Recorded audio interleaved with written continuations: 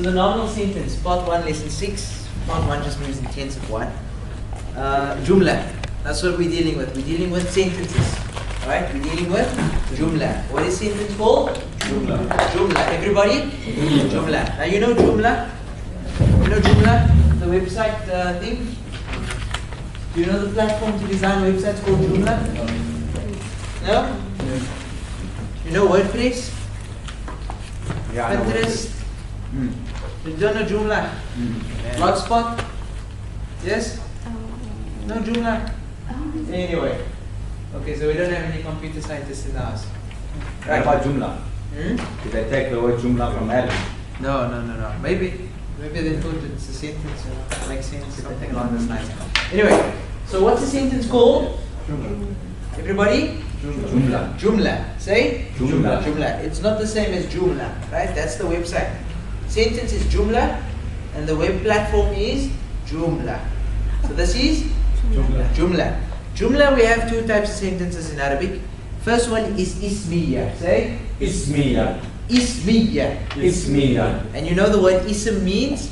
No. Noun. So the nominal sentence is the Noun. the sentence which the first part is a Noun. noun. The first part is a Noun. noun. So Zaydun Hasanun. Say? Zaydun Hasanun. Right. Zaydun Hasanun. Zayd is handsome. Zayd is handsome. Zaydun Hasanun. Say? Zaydun Hasanun. What is a sentence called? Jumla. Yeah. What's a sentence called? Jumla. Jumla. What type of sentence is Zaydun Hasanun? Ismiyya. Say? Ismiyya. The other sentence that we get is called fi'liyya. Say? Fi'liyya, from fi'li. Fi'liyya. Okay. So a sentence that starts with a noun is called nominal or ismiyya, and a sentence that starts with a verb is called Fi'liyya. fi'liyya. Now I didn't say sentence that has a verb. I said a sentence that starts with a verb. Because even a sentence that has a verb but doesn't start with a verb is not necessarily a verbal sentence. Okay? It's a nominal sentence with a verbal predicate. But don't stress. Intensive 2 inshallah. Okay. Just giving you some insights. So Zaydun Hasanun, Zayd is handsome. Hasuna Zaydun. Hasuna Zaydun. To become handsome, the verb is hasuna. So when I say hasuna, who is becoming handsome here? It is Zayd. Hasuna Zaydun. Right? In the first one we have Zaydun Hasanun. Zayd is handsome. Ar-rajulu Hasanun. Say? Ar-rajulu Hasanun. Ar-rajul means the man. Hasan is good. So the man is good. Right. So we'll find out how the structure gives us the idea of is good. Okay. There is the sentence. Zaydun Hasanun. Here's our sentence. That is particle. What's this? I thought that is an adjective phrase because it looks like an adjective phrase. Check. Is this definite? No. Oh yeah, Yes. it is definite. Is this definite? No. No. Is it adjective or phrase? No. No. Because there must be 4 things that agree. When one of the 4 things don't agree, it's not adjective or phrase, except the exception. So Zaydun Hasanun. Adjective or phrase, yes or no? No. No. Zayd is definite, this is indefinite. Okay, so now we see inshallah. The first part of a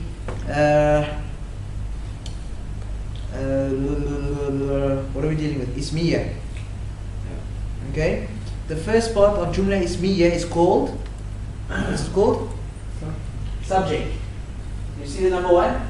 It's called the subject or called Mubtada. Say? Mubtada. Right. The second part is called khabar. The second part is called Khabar. khabar. The mubtada is the subject. The khabar is the predicate. Okay. Now, general rules. Firstly, the first part is generally definite. Okay.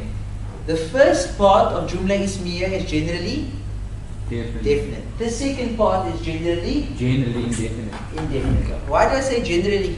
There are exceptions. Because there are exceptions. Okay. But for now, first part is definite, second part is indefinite. Nominal. Zaydun Hasanun. Zaydun Hasanun. Ar-rajulu Hasanun. Ar-rajulu Qabihun. Ar-rajulu definite. Qabihun Indefinite. Indefinite. So the first part of the nominal sentence is generally definite, the second part is generally indefinite. Okay, some rules. Okay, exception, when the second part is ismul alam, ismul dhamir, ismul ishara, right, or a word that cannot become the adjective of the noun, then it is permissible for the second part to be definite as well. Yo, that sounds like a lot of words, no? Okay. Now, I'm saying generally the first part is definite. And generally the second part is indefinite. Now sometimes I can allow the second part to also be definite. Sometimes the second part can also be definite. But before we go there, let's do a lot of examples of the first part being definite and the second part being indefinite. So Zaidun, Hasan. Zaid is definite. Hasanun is indefinite, right? Ar-rajulu sadiqun. Ar-rajulu is definite. Sadiqun is truthful but indefinite. So it gives us the meaning of the man is truthful, right? Malika, as in a proper noun, right? Malika kabiratun. Malika is definite. Malika. Oh, you're giving me translation. Malika is big, right? Malika is big. Al-bintu. Al-bintu. Definite or indefinite? Definite. Al-bintu saghiratun. The girl is small. Is small. The girl is small. But saghiratun? Indefinite. Indefinite, right? Let's write that one down. Let's write that one down. The more we see this, the better. The lesson's almost done. Yeah, that's all for today. Wow. You are very close. With hundreds and loads of homework. Yeah, for me, yeah. So you haven't done any, you have a lot to do tonight. Okay, so al-bintu.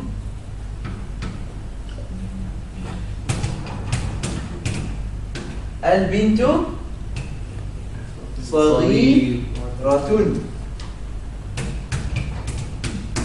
Al-bintu saghiratun. This is definite, this is indefinite. So yes, that's how it generally is. Generally definite and then indefinite. But sometimes we can also make this definite, which we will see later. So definite, indefinite. Right. This is feminine. This is feminine. This is singular. This is singular. Okay? And the cases are the same. Dhamma, dhamma, which means they are both in the nominative case. They're both in the dhamma, dhamma case. Does that make sense? Okay? And I'm saying cases here because I don't specifically just mean ending. That's also one of the reasons I didn't use gen. Oh, okay. Okay. The case means the function of the word, the classes. Remember I said there are 22 different things that the words would be, but they fall under 3 different classes. So the subject and the predicate must lie in the same class. And an indicator or an indicator of the class right now is the dhamma and dhamma. So is the class the fatha, kasra, and dhamma? That's the 3 classes? Yes. The classes is not necessarily that. Let's go back to the emotions analogy. The class is what you feel. But how do I know what you feel? How do I know which class you're in? The expression on your face. Remember, words interact with other words. Human beings interact with other human beings. Right? Other human beings make you either happy, sad, or angry, or etc. Okay? So, how do they... There's a cause. Firstly, the interaction. Then there's the actual way you feel. That's the class. Are you with me? But how do you know how you feel? It's through the expression on your face. In Arabic, the only expressions we have is the fatha, kasra, dhamma, and the sukoon. Does that make sense? So the class is literally the feeling or the case. The class is whether it will be the class will be determined. You can tell the class by the expression, and the expression or the reflection thereof is the an in un. The same like your face, I can tell whether you're happy, sad, angry, right? Based on the expression on your face. So the harakat is the 22 harakat. No. That's my point. There's 22 different. Don't worry, we're going to get to it as a lesson. Don't stress. Okay, we're going to get to it as a lesson. One case, one sign would be used when the thing is the subject, when it's the predicate, when it's the doer of the verb. All of that is one case, one class. I see what you say. Right. Okay. But all of that will be indicated with Dhamma. Okay. Right. But how can you tell? Indicate subject and predicate. Yes. Okay. But how can you tell which is subject and predicate? Not from the Dhamma, but from the order, sort of. The order, yeah. And also the definiteness and indefiniteness. Yeah. Okay. But we're going to see it in detail, inshallah, Monday. Okay. Right. Do we get the idea? Al-bintu saghiratun, malika kabiratun. Okay. Al-rajulu hasanun, al-rajulu qabihun. Right. Al-muslimun mashghulun. Not al-muslimun, al-mashghulun, mashghulun. What's mashghul? Strong. Busy. Occupied. Al-muslimun mashghulun. The Muslims are busy. So those are sentences. So the first rule, the first thing we're learning about the general rules of a jumla, an ismiyya, or the nominal sentence. The nominal sentence is the sentence that starts with a noun. Okay? The sentence that starts with a noun. It's generally definite, then indefinite. Now sometimes, just sometimes, the second part can also be definite. When you say something that is an alam, something that is a pronoun. Remember we learned this? So for example, if I say I, say I. Ana. I. What is I in Arabic? Ana. Ana. Is ana definite or indefinite? Definite. Definite. Ana is definite. Now, with ana, it's definite. Now the second part, ana ghabiyun. What's Fabiyul? I am stupid. Right. So ana. That's not very positive. Ana. Ana. It's okay. It's me. Now, ana is I. Are you with me? Ana is I. Ana is definite, correct? Ghabiyun. Ghabiyun is stupid. Ghabiyun is indefinite to definite. Indefinite. So this is a sentence because I'm saying I am stupid. Don't be so sad. It mustn't be negative. Say smart. Okay, let's make it dhaki.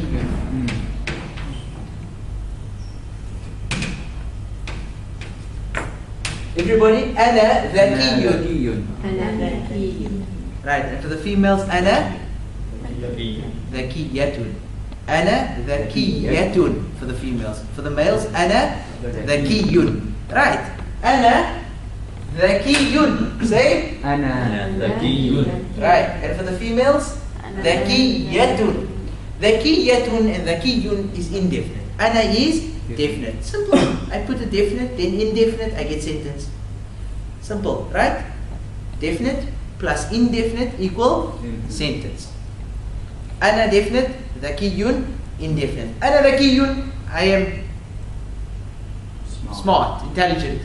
Right. With me, Bilqis? Okay. But sometimes I can use alam. Alam is a proper noun. Ana Sufyan. Ana is definite. And then I can also put another definite thing next to it. I can say Sufyan. Sufyan is definite. Ana Sufyan. Ana definite plus definite. Right? If the second definite is one of these three definites. Right? If the second definite, if the second one, which we now going to choose to be definite, is one of those three things. Are you all with me? What's the three things? Proper noun. I'm going to get there. Doing it just by examples first. Right? It's one of those three. Then they can also give us sentence. So, ana is definite plus Sufyan is definite. So the first kind of definite is ismul alam, which is a proper noun. Are you with me? The second one, dhamir. Dhamir is anta, antum, huwa, hiya. Pronoun. So I can say, Pronoun. yes, a pronoun. The first one is proper noun, the second one is a pronoun. He, she, they, etc. So I can say, this is he, or this is it. Right? This is hada. Are you all with me? What is this? Hada. If I say hada hu, means hada huwa, means this is it. Now this is hada, and huwa is it. Hada is definite. Right? Huwa is also definite. Huwa means it, she, or he. I mean, it doesn't mean she, it means it. Or he. So I can say, هذا هو. This is it. This is it. If Uzair comes here and you ask me, who is Uzair? Or who is Uzair? I can say, this is he. I think in English you say, this is him. Yeah. You say, this is him? Okay. But in Arabic you'll just say that هذا هو. Does it make sense? So هذا we learned is definite. You see why those 7 categories at the beginning was important? So that you can tell from the context. هذا, to say this or that, right, is definite. And huwa is also definite. He. So this is him. Okay. Next. Ishara. This is, he is that. I can't say this is that because that wouldn't make the same thing. But the same similarly, right? It is that. Huwa dhalik. Does that make sense? What is a projector? It is that. It is huwa. And that is dhalik. And huwa dhalik is it plus that gives us the meaning of it is that. Does it make sense? Are you all with me? I don't get ishara. Ishara is to demonstrate this or that. Okay. So if I'm saying that, right? And you ask me what is a projector, I say it is that. It is that there. That thing there. It is that. So it is huwa. Right? And that is dhalik. So I can say huwa dhalik. But at the beginning in lesson 1 you learned that huwa, it Definite. or he is definite. And you also learned that, because I'm referring to that, that is definite. Make sense? Okay. So there's the 3 things. Or a word that cannot become an adjective of a noun. A word that cannot become the adjective of a noun, it is permissible for this word to be definite as well. What do you mean it cannot become an adjective? Huh? What do you mean it cannot become an adjective? For example, it cannot be described. It isn't an adjective. Ana Sufyan. Sufyan cannot be an adjective. Yeah. It, by words that cannot be an adjective, I mean that 3 times. Oh, okay. Right. Think of Sufyan. Sufyan isn't an adjective, proper noun. Yeah, okay. It also cannot be the adjective of the noun that comes before it. So that's actually the rule then, and the rule is broken into 3 categories. What's this? The rule is if the word after the definite Yes. cannot become an adjective. That's why I say or. Okay. When the second part is ismul alam, dhamir or ishara, the rule would be it cannot become an adjective. Which are those 3 things? There could be others as well. That's the main. It could be others as well, but those are the popular ones. Okay, so the rule is obviously more important. A word that cannot become the adjective. Those are the ones I could think of at the time. And also probably the ones that are in the notes. Okay. Right, some more general rules. They must agree in gender and number. But we already know when the subject is jam' ghayri aqil, the plural of unintelligent beings, then the predicate will be singular, feminine. The predicate will be singular, feminine. So generally it will be definite, then indefinite. And you look for agreements. The agreements must be number and gender. Number and gender. So al-bintani hasanatani. Al-bintani hasanatani. And Fadila? Okay? Al-bintani hasanatani. Right? Al-rajulani sayyi'ani. The 2 evil. The 2 men are evil. Okay. Is that fine? Right? Yes, no, yes? Okay. Now. So you said that rule applies in the sentence as well. That if the thing doesn't have aqal, then just it's feminine and singular. Yeah, for the plural of an unintelligent being. If it's singular, you always check the agreement for all if things. If it's intelligent, the gender number must be. Yeah. Except numbers, exception is most unintelligent being. Right? Singular feminine. Okay? And the general case of sentence structure is definite followed by indefinite. General structure is definite followed by indefinite. Let's say this general structure is definite followed by indefinite. There are some cases in which we can have definite plus definite. Those cases of definite plus definite, the second one is a word that cannot be used as an adjective. Okay, like a proper noun or pronoun or a demonstrative pronoun. Does it make sense? Auntie Aziza? No, it doesn't make sense. Okay. I was saying, for the general structure, we always have definite, then indefinite. Okay? And definite, then indefinite. That's it. That's all I said. Must be definite, then indefinite. And the second part can sometimes be definite if the word that's in the second part cannot be an adjective. Like severe, or like that, or like a pronoun. So like he, she, it, you can't use that as an adjective. Right? So then that can be definite. Okay, but the general structure is definite plus indefinite. Let's see examples, inshallah. Okay. Then they must agree in two things, number and gender. Number and gender. When does the gender not agree, or the number? Unintelligent. When it's unintelligent, then we must describe it with singular feminine. Okay, now let's see. Now, is there a way differentiating the nominal sentence from the definite adjectival phrase? Now, I said definite adjectival phrase, and we've seen the adjectival phrases before. Ar-rajulu as-salihu. Ar-rajulu as-salihu. If you put in a pronoun between the two, it will give you the meaning of the man who is pious. Ar-rajulu huwa as-salihu. The man, actually the man he is pious. Yeah, the man is pious, yeah. But in English we omit the he. In English we omit the he. Yeah. This is giving you huwa as-salihu. It's a grammatical structure in which you can break up a definite adjectival phrase, okay, in order to make it a sentence. So ar-rajulu as-salihu, this means the pious man. Because ar-rajul al-al, there's four things that agree there. Now there's two ways. I can just take away al. Are you with me? I can take away al and I can say ar-rajulu salihun. I can say ar-rajulu salihun. Ar-rajulu salihun. The man Is pious. is pious. Right? But I can also just add something and say ar-rajulu as-salihu. Right? I can take ar-rajulu as-salihu, which is an adjectival phrase, and say ar-rajulu huwa as-salih. Well sorry. Right. If you join it in spoken. Ar-rajul huwa as-salih, ar-rajulu huwa as-salihu. If you insert a pronoun between the mawsuf and the sifa, then it will give you a full sentence. Okay? This is something you can read up. We won't go into too much. Don't stress too much about it. Just know how to say, how can I turn that into a sentence generally? The mawsul and the sifa is ismu that and ismu sifa. Yeah. It's a murakkab tawsifi. Okay? Ar-rajulu as-salihun, the pious men.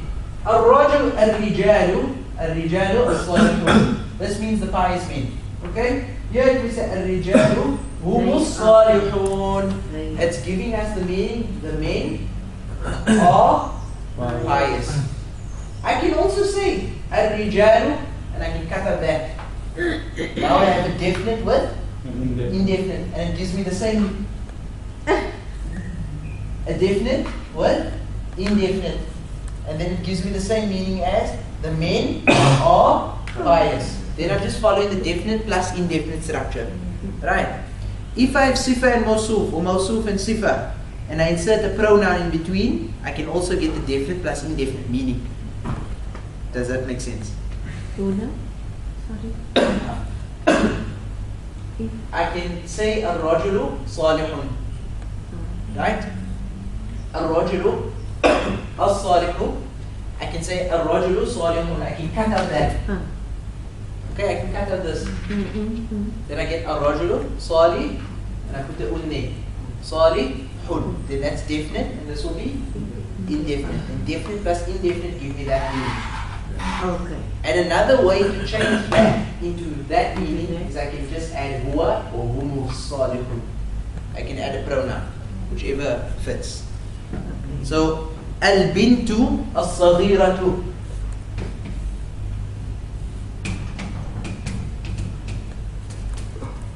As-saghiratu. Al-bintu as-saghiratu. Is this a sentence?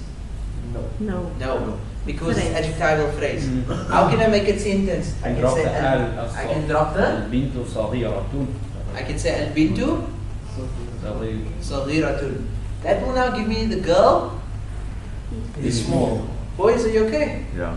Okay, sure? Yeah. Okay, not boring? Okay. Al-bintu saghiratun. I can leave the al there and I can add on Yeah. here. Sisa. The class has got it. Okay. Right. And it will give you the same meaning as As the girl is small. But actually, what you're saying, if you translate it, you're saying this is the girl, she is small. It's not that. That's what you translate it directly though. Here salihu without the first part is saying this small. Not this, but it gets lost in the translation. We'll focus an intensive 3 on what exactly this is. Okay. Okay, for now just know how to differentiate. To change an adjectival phrase into a sentence by adding a pronoun or dropping al. The pious means adjectival phrase, but the case endings don't agree. It's the state. It is. It's the state. On Monday, inshallah, you'll find exactly what we mean. Okay. By state, I mean dhamma, right? Right? But then una is a sign of dhamma. Okay. Right. Kasra, ina is a sign of kasra. Okay. We're going to do it in detail. But this here means the same state. Okay. Okay. The same state. That's why I put in brackets ending. Because I'm not comfortable with teaching really ending. It's states. Okay, but I gave you an insight as to what states were yesterday. Yes. States are like who's doing the eating, who's doing the what. And here they have the same state. Una and u. They fall in the same category. Right? U is one of the 22. Una is another one of the 22. Does it make sense? But u and una both fall in the same one of the 3 classes. Okay, does that suffice? Does it answer your question? Okay, very good. Now, the son and daughter are beautiful. Now we're just adding in more rules and getting more complicated, but not really. When there are 2 or more subjects of distinct genders, the predicate will be masculine.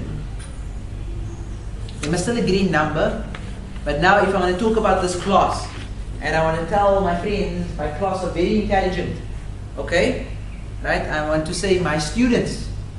Now, talibun, the female is talibatun, right? And the plural will be talibatun for the girls. So I don't say the boy students and the girl students are very smart. With me? I just say all my students. But I describe them now as masculine. The subject I use, masculine. So I say tullab. Tullabi dhakiyun. And then I make it agree also. The number will agree, it will still be plural, but now I must use the masculine part. So if you have a multi-gendered subject, you're talking about a boy and a girl, you know, say the boy and the girl is beautiful, or the son and the daughter. So the son is an ibnu, and the girl is wal ibnatu hasanani, not hasanatani, and not hasanun wa hasanatan. Right? We don't need to say al ibnu. I could say al ibnu hasanun wal bintu hasanatun. The boy is beautiful and the girl, Like 2 sentences. you know, that's like a compound sentence. Yeah. It's 2 sentences. What? But I don't need to do that. I can say the boy and the girl are beautiful. The boy and the girl are beautiful. And when you have a dual subject, multi-gendered subject, right? You use the masculine. Yeah. Even if there's 50 females That's and 1 fine. male, we use the masculine. Predicate. Predicate. Right. The predicate will be masculine. Right. In other words, whatever you're going to say about them, you describe it in terms of masculine. Okay. More examples. Now, ar-rajulu sadiqun. You see definite Yeah. and then indefinite. U and un, same case ending, same case. Okay. Singular masculine. I don't know what's int. What is int? Integer. No? Can't be it. Singular masculine. Anyway. Lekker interesting. Huh. I can't remember what I used the abbreviation for. Typed it up last year sometime. Ar-rajulu sadiqun. Everybody? Ar-rajulu sadiqun. Definite plus indefinite. Now the dual masculine are intelligent. Intelligent. It's most likely intelligent. Intelligent. الرجلان, say. الرجلان. Definite, right? Yes. صادقان. Indefinite. Indefinite. Now, plural, masculine, intelligent. الرجال الرجال صادقون. صادقون. Now you check. We said they both must be and una. Yes. Right? With me? Or ani and ani. Right? Or and un. There's 3 examples. So the cases, they both, I haven't spoken about it, but they're both in the nominative case. Okay? They both have this by something. Now, الرجل صادق, they agree. Number. Is this masculine? Yes. Number and gender must agree. And indefinite plus indefinite. Here number, dual. Here number, dual. Masculine? Yes. Masculine. Right, they agree. Masculine? Masculine. Same buzz. And also, definite plus indefinite. And number, rijal is plural and sadiqun is also plural. Very good. More examples. Al-mar'atu sadiqatun. Mar'a is a new word that should be added to the vocabulary. Mar'a means a woman. Al-mar'atu sadiqatun. Say. المرأة صادقة. Right. The 2 women are truthful. Al-mar'atani sadiqatani. Right. Okay. The women are truthful. Al-nisa'u sadiqatun. Say. النساء صادقات. صادقات. You must understand something that's very important here. The can be understood from the context and also the al. Right? The women you can get from the signs. Like Annie. I mean the 2 women. 2 you can get from the signs. Woman you know from the word bar'a. Does it make sense? Yeah. But in English we don't have a. Arabic, sorry. In Arabic. Arabic we don't have a and we don't have is. Right? We have something that denotes existence or being, but it's not the equivalent of is. So it's not going to help us much, which is the verb kana. And that's a verb in itself, and it comes at the beginning of a sentence, so it's not going to help us with the predicate. So we've got a little bit of an issue here. But the issue is solved by knowing the grammatical structure, knowing that definite plus indefinite, where the difference lies, I can insert my is. Yeah. Okay, where I can make my statement about it. Okay. More examples. الريح شديدة. الريح شديدة. The wind is severe. الريح شديدة. الريح شديدة. Definite and then indefinite. Definite, indefinite. That's singular. That's singular. That's a feminine word, so this must agree in feminine. Okay, that's it. الريحان شديدتان. الريحان, feminine word, شديدتان. Right. You see, I'm intelligent. الرياح. Now riyah is winds. Riyah is winds. But now riyah is winds, and that is a plural. And when the plural winds is there, it's unintelligent because it's not human, it's not malaika, it's not jinn. So we must use the agreement here to be singular, so shadid, and we must make it feminine. So الرياح شديدة. Okay. Now, okay, are we ready to add on a little bit more? Can we compound the subject and compound the predicate? Now you learn sifa and mawsuf. Now, sifa and mawsuf, the part of the sentence, right? That's the mawsuf, that which is being described. That can be compounded. Either part. The predicate can be compounded, subject can be compounded. But when you're compounding parts of the sentence, they must agree in that 4 things. So here's the meaning, the good man. The good man. You already know what is the good man. The good man is الرجل الطيب. Say الرجل الطيب. الرجل الطيب. الرجل الطيب حاضر. So this whole thing here is definite and this is indefinite. Are you with me? So the beautiful bride is crazy. Right? With me? So what's the beautiful bride? Al-arusu al-hasanatu. Right, together.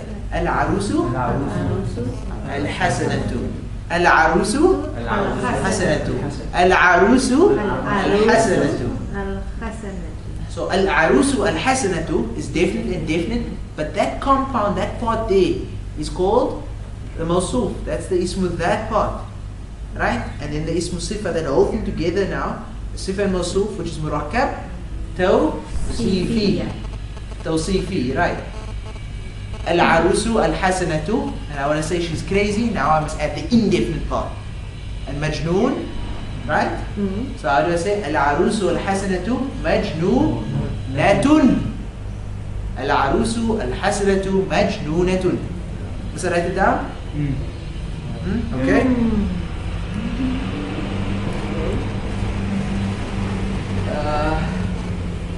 Right. Okay, look here. Al-arusu. Naima. Al-arusu. Right? Al-arusu. Al-hasanatu. Right, here's the first part. Al-arusu al-hasanatu. That's the definite stick. Now, majnoonatun. Does it make sense? Al-arusu al-hasanatu majnoonatun. This whole PC is definite and this PC is indefinite. Sure. Definite plus indefinite. You actually made the first two words definite. Yeah. You took a Murakkab tawsifi. adjectival phrase. And then you just added the indefinite to make it onto that. So I use the whole adjectival phrase as the subject. As a subject. And then I use Wow. And then you added the on an indefinite to make it. So Make sense? is the whole adjectival phrase now The subject. soup? Well, no. This part of the adjectival phrase is It's mawsuf, still- that which yeah, is being okay. described. And that's a sifa we have described. But the whole adjectival phrase is now the subject. The whole adjectival phrase is the subject. Then we drop in is and then we go to the predicate. So the good, beautiful bride is crazy. Yeah. The beautiful bride is crazy. Okay. Now, Zayd is a good man. Zayd is a good man. So we're not just saying Zayd is a man, we're saying Zayd is a good man. So now we're going to have murakkab tawsifi here. So Zayd is subject, Zayd is definite. Rajulun tayyibun. Zaydun definite. With me? That's the subject. But now here, Rajulun tayyibun, I have two words, I compounded now. That is murakkab. That is the indefinite. That's an indefinite piece, but what is this Rajulun tayyibun called? Murakkab? Murakkab tawsifi, adjectival phrase. Now I'm using the adjectival phrase as the predicate, but in the indefinite sense. Now I'm saying Zayd is a good man. Now if I want to say Zayd is a crazy man. Zayd is a crazy man. Zaydun rajulun majnoonun. Zayd was definite. Rajulun majnoonun was indefinite. We put the two definite plus indefinite, give me sentence. Okay. The ugly woman is busy. So why can't you say Zaydun? And then why can't Zaydun and Rajul be the definite and then Tayyib would be the indefinite? Because Rajulun in itself is indefinite. Rajulun. But you can make it, we can make it the definite. How do we make it definite? We can say Zaydun or Rajulun. It's fine. We'll still give you a sentence. But then Rajulun will now no longer be part of the predicate, it will be part of the subject. So the man Zayd, or Zayd the man, Crazy. is crazy. Yeah? Still a sentence. Okay. Except now Rajul will no longer be predicate, it will be part of the subject. Okay, and we'll use as a sifa for Zayd. Okay, al-mar'atu qabihatu, this the guy was crazy when he threw up these slides. I didn't know what was wrong with him at that time. Now, al-mar'atu al-qabihatu mashghulatun. Al-mar'a is the lady, right? Singular, right? Al-qabihatu, right? So the ugly woman, mashghulatun, is busy. There's the definite part, here's the indefinite part.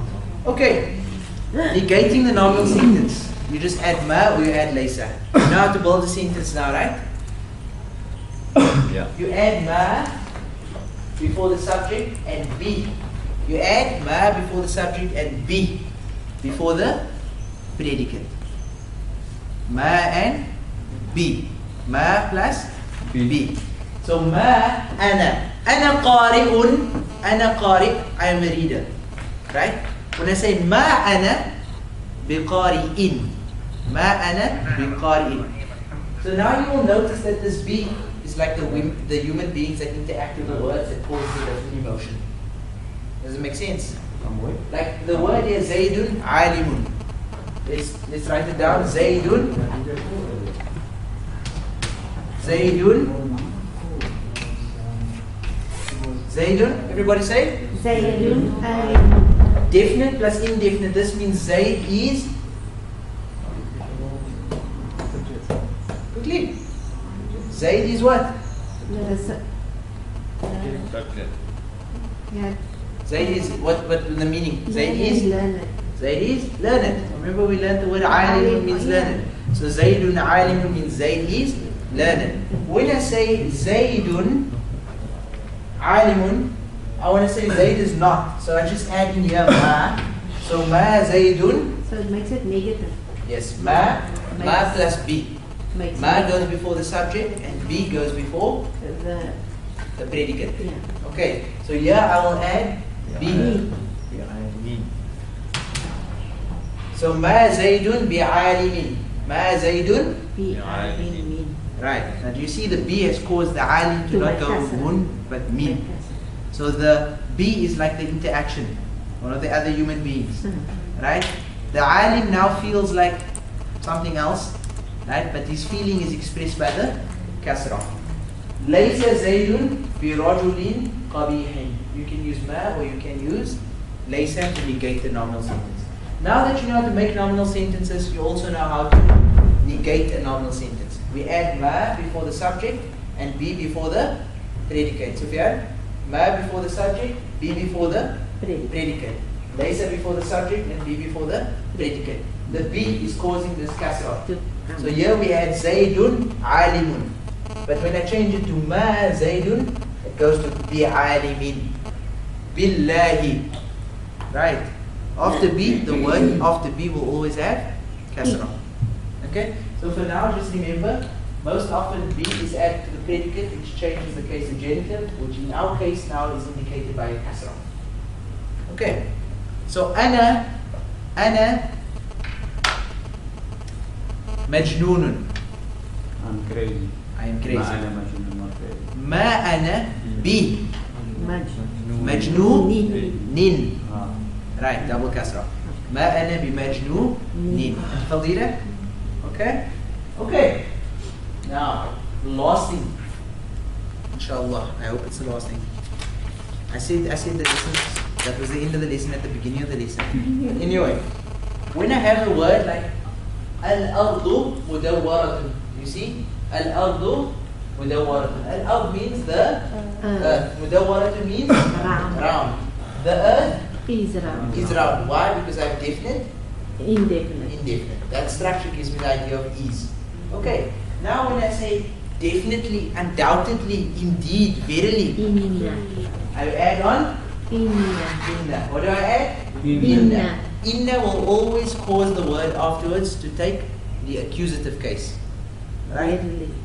Right? It will cause the accusative case. One of the signs of accusative, one of the signs, right, is fatha.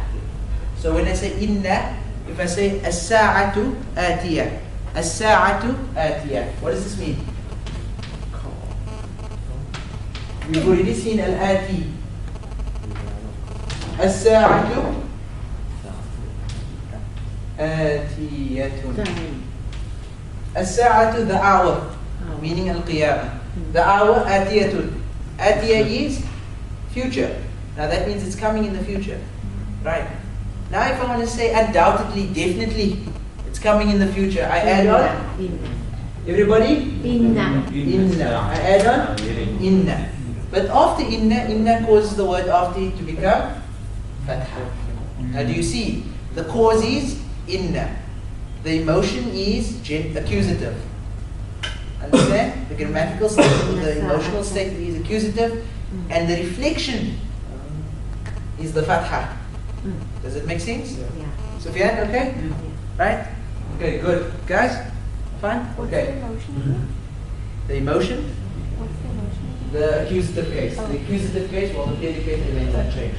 So we say, إِنَّ الْأَرْضَ مُدَوَّرَةٌ إِنَّ السَّاعَةَ آتِيَةٌ. Okay, very good. Now, the interrogative form, last thing. How do I say, okay, this you know. We just say hal or a. Zaydun alimun, a Zaydun alimun. Hal Zaydun alimun. Add a or hal, it makes ease. So the one sentence we have Zayd is learned. Zaydun alimun. All with me? Yeah. Zaydun alimun. Zaydun alimun. You just add an a. I add on a. When I add on this a, it gives me ease. Makes it a question. Right. Or I can say ar-rajulu alimun.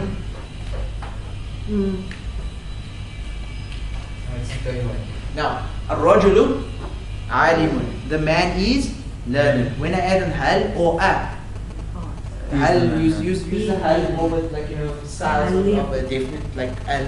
It sounds cooler. Okay?